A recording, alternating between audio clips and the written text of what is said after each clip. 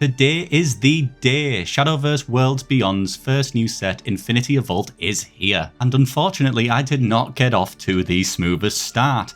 You see, I wanted to play Storm Havencraft, and I thought with the new cards that might be a decent shout. And so I whipped up the following deck and unfortunately got absolutely shit-stomped all the way down to Topaz. Now, the jury's still out on whether or not that's because I'm terrible at the game or if the deck just isn't very good. And so, as a committed Havencraft player, I decided, well, I may as well get on the Ward Havencraft train, and oh my god, am I glad I am. This deck is absolutely outrageous. And so, with the assistance of user Vera Liney from the Shadowverse Discord, I was presented with this lovely deck list that has been punching faces in. And as a result, I am now flying my way out the Topaz division. I don't belong here, thank God for that. And for the main meat of today's video, I have a very silly game for you all. But first, I just wanted to very quickly ask, if you haven't already, please consider subscribing to the channel. I'm a brand new Shadowverse YouTuber and still really trying my best to build a community here. And with that being said, let's go. And surprise, surprise, my opponent is Swordcraft. I'm not going to lie, I have no idea what to expect from Swordcraft in the new set. I actually haven't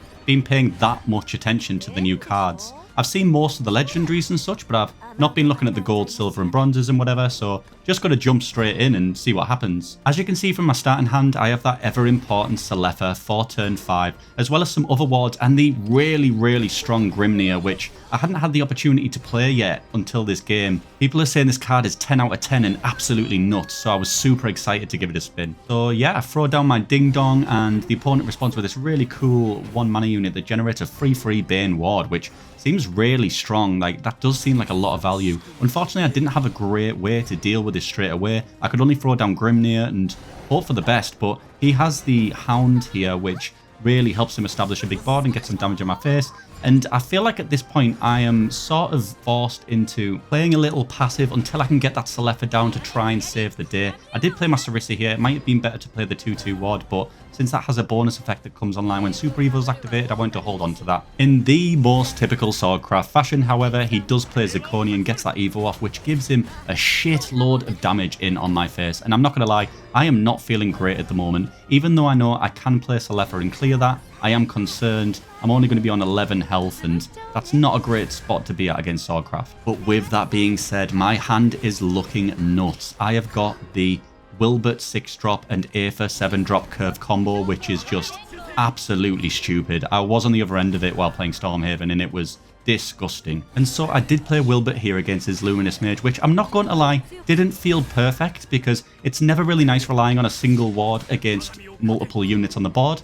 But the good thing about Wilbert is, when he dies, he does spawn 2 more wards, which makes him a little more reliable. And as you can see here, he dies, 2 more wards come up, and so he is able to get a little bit more damage in on my face, but it's not too bad. As now I can truly rain down hell upon him with the massive Aether Super Evolved play. I may be on low health, but when you spawn this many wards, it can't be easy for a Swordcraft player to break through and hit me, even if he wanted to. And with this being the first Super Evolve, you can see my Grimnir effect coming in there. Not useful in this situation, but still very cool. And so in an attempt to deal with this massive board of wards I've got, he is forced to play Geno. However, of course, even with Revolve, he's only able to take down 2. And so here comes the pain as I play Jean and buff my 2 units up to be massive. Sarissa with Aura, I super evolve her, which gives her barrier as well. She is so massive, and because of Grimnir's effect, I don't even need to deal any more damage to Geno, as that is going to wipe across the board for an additional 2. And he has had enough. He does not want anything to do with that, and quite frankly, I do not blame him. That is absolutely monstrous. That is just a ridiculous board, insane damage. What a deck. It's completely nuts. I cannot wait to play this more. I can't believe this is only turn 8 as well. It's just a completely ludicrous curve from turn 6 to 8. I just can't imagine that there's many decks that can deal with that high roll. Like, what is even going on there? It's just stupid. But yeah, that's it from me today, guys. I have to get back to the grind and get out of this Topaz hell. Let me know in the comments what you think of the video. What be the strongest decks you've seen so far? What do you think of Wardhaven? I'll have more content for you very soon. I hope you all have a wonderful day. Good night, and God bless.